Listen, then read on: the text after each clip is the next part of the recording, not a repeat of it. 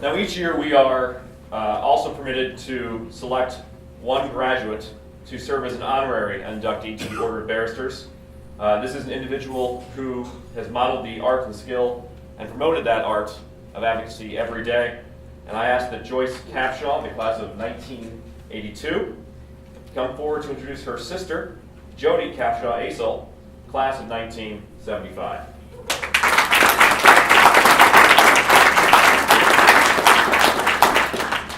Hi, Jodie. So how would you like to be the last presenter in a 6.5-hour awards? At least at the Academy Awards, everybody out there is drunk by it. I feel like George Bush, I'm waiting for somebody to throw a shoe at me.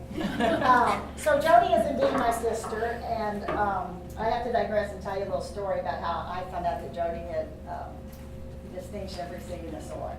So I was about 6 weeks ago at a cocktail party at Lee and Beth McCarter's house. Of course, it was a Mizzou alumni event, and if anybody's Mr. Mizzou, in my heart is Dudley McCarter.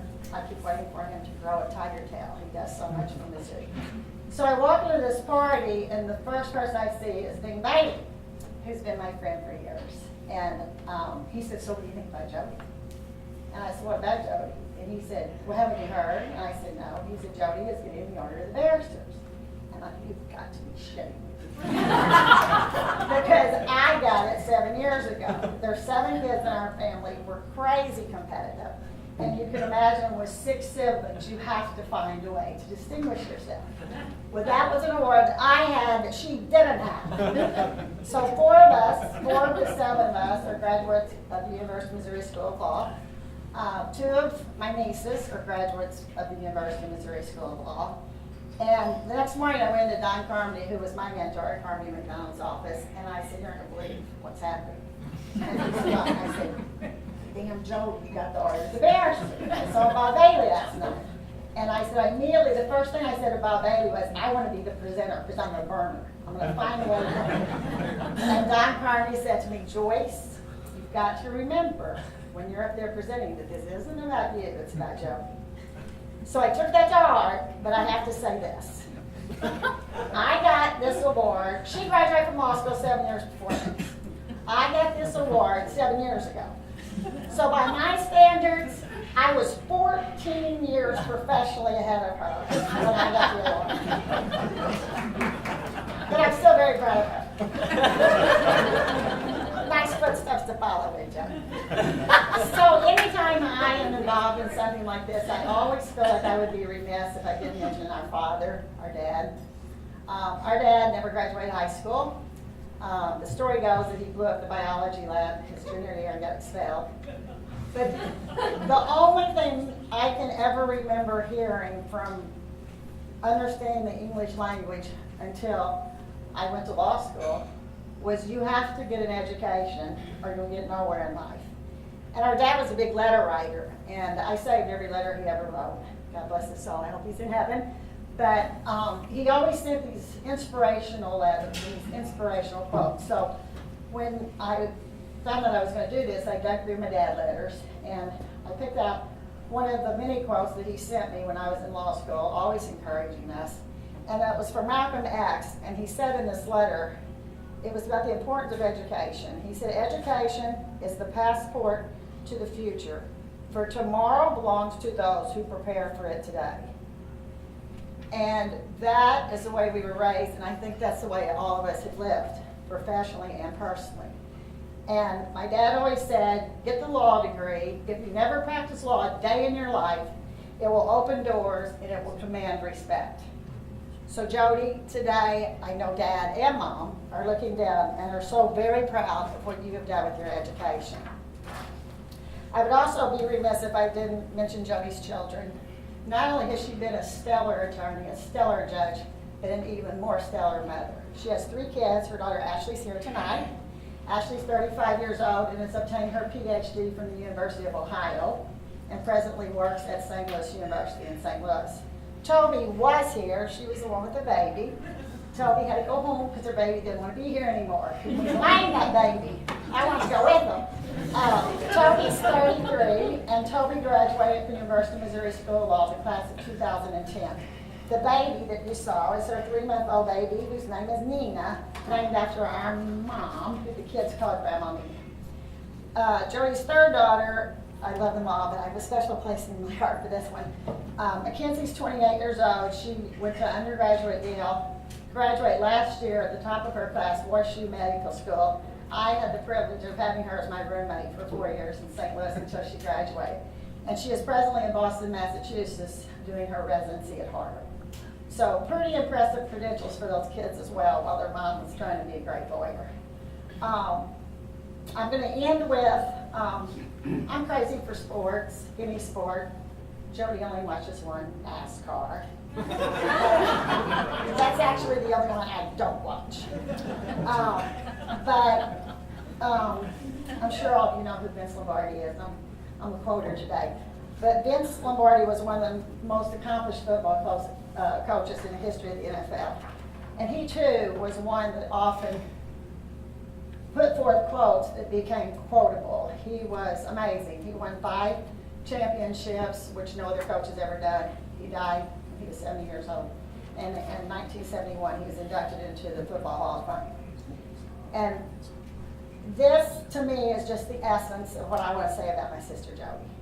Vince Lombardi said, and I'm quoting, "The price of success is hard work, dedication to the job at hand, and the determination that whether we win or we lose, we have applied the best of ourselves to the task at hand. As a mother, as a lawyer, a judge, a sister, and a friend, you have worked hard, you were determined to do the job at hand, you were determined to do your best, and you applied the best of yourself to the task at hand." Congratulations, Jodie.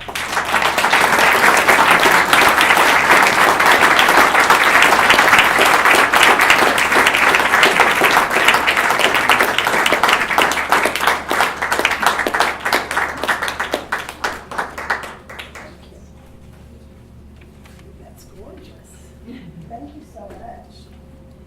Well, I can't say I'm used to bringing up the rear totally. You think you were the last. Here's the dead last of it all. And I have to say, it's a little bit scary to know your sister's going to have the microphone and get up in front of a bunch of people and talk about it.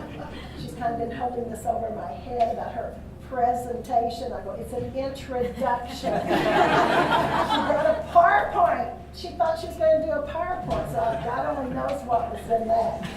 So thank you for that. You know, usually when your sister gets up and talks nicely about you for in length, it's a eulogy,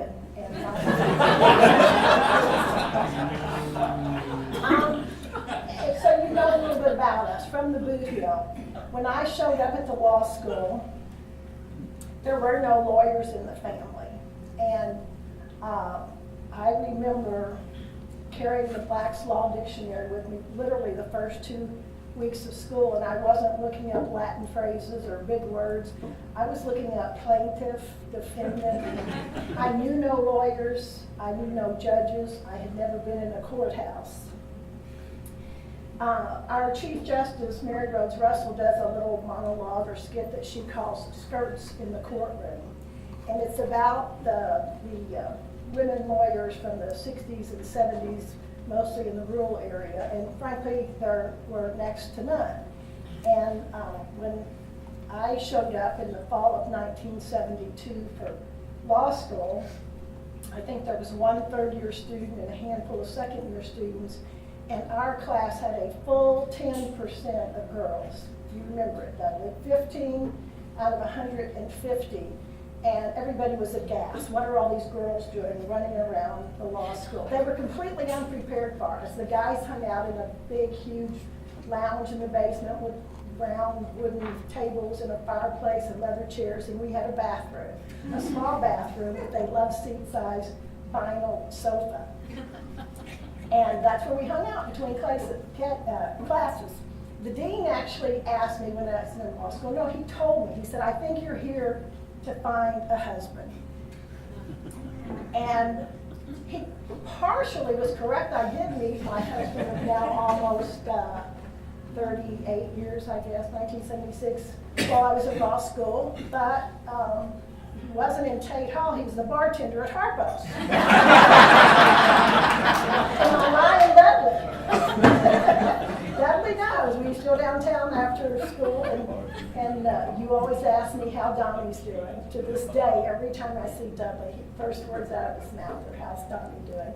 And actually, Bill Omar, you were around back in the day too, so you know what I'm talking about as well. The things quickly changed thereafter, not just institutionally, but in my family. As Joyce indicated, we have three of the girls, there's 7 kids in the family, 3 of the girls, and my brother, my daughter, my niece, brother-in-law. There's lots of attorneys in the family, so things have definitely changed over the years. There are people in this room who I've known for a very long time. Judge Ann Covington swore me in almost 23 years ago. Where is she? There you are, right here, in front of her fireplace at home. It was an appointment at that time for an unexpired term, and that was going to be 23 years ago in September, which is just amazing. And Judge Weber, I knew early on, and I think that a lot of people in the positions that you've been in don't realize how much just normal, what you consider casual conversations can do to people who are just starting out. I can remember specific conversations that I had with both of them when I was first on the bench that probably was just, nothing that would linger in their mind. But I remember the specific conversations where I drew inspiration and encouragement from things that they said to me during that time. There's other people in the room. Courtney Lang, I used to take her to school in the morning with the carpool. Becky Colchin, who I haven't seen for 31 years, came up a while ago. Becky, the first 3 positions I had out of law school, prosecutor, public defender, and private practice, all 3 of them, every single one, the secretary left to go to law school. I wasn't sure how to take that. Either I was inspiring and encouraging to them, or they were like, "Hey, if she can do this." All 3 of them. It was like, "I'm out of here. I'm going to do what you're doing." And then, of course, my kids. Thank you for your remarks about my kids. They're awesome. They've always been kids to me. I didn't know they were coming tonight. They walked in the door, and I was amazed. Toby had driven up from Bentonville, Arkansas, last week for Easter, so she drove home Sunday night and back today for this, and Ashley came in to surprise me as well. We were in Boston 2 weeks ago to see Mackenzie. Actually, she's doing an internship for a year at Harvard. Next year, in June, she's going to Dartmouth, which will do a 3-year residency in dermatology. And we were out to dinner, and her dad told her that I was running again, that I was on the ballot this year unopposed, so it'd be another 6-year term. Counted up that way, it gets us right there to 70. And she looked at her dad and said, "They're going to have to pry that gavel out of her cold, hard fingers." And so I hope that's not the case. It has certainly been my privilege to serve as a judge for 23 years and now another 6 years. There's not a day that I have dreaded going to work. I love every minute about the practice of law, of being a lawyer, of knowing good lawyers, of knowing other judges. And my advice to the young lawyers in the room, of which there are quite a few, are 2 things. Don't pursue your dreams. Chase them down with reckless abandon relentlessly, because anything is possible. If you want it, you go for it, because anything is possible. And the second thing is, don't blink, because the years turn into decades. I said to Dudley, next year will be our 40th anniversary for graduation, and you kind of looked at me. I think you had to kind of count it up in your head, because that's what happens. The years turn into decades, and before you know it, you've got 40 years since you graduated from law school. So it is with great thanks that for all the people that I have met through the years because of the university, and for having a career that I have enjoyed every minute of, and for this great honor. I will proudly display it in my corner office with windows on all sides. Thank you.